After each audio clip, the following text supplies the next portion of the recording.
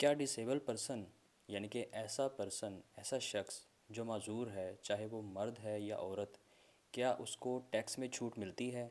کیا F B are ایسے شخص کو جو معذور ہے کسی بھی وجہ سے، چاہے وہ ایک ٹانگ سے محروم ہے، چاہے وہ ایک بازو سے محروم ہے، یا اس کو کوئی ہیئرنگ کا مسئلہ ہے، یا وہ دماغی مفلوج ہے، کسی بھی قسم سے اگر وہ ڈسیبل ہے تو حکومت یا ایف بی آر اس کو کیا کوئی ٹیکس میں چھوٹ دیتی ہے؟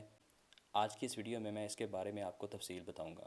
کوئی بھی ایسا شخص جو ڈسیبل ہو وہ ایف بی آر سے ایگزیمپشن لیٹر لے سکتا ہے، جس کا مطلب یہ ہے کہ اس کے بعد اس کو ٹیکس نہیں دینا پڑے گا۔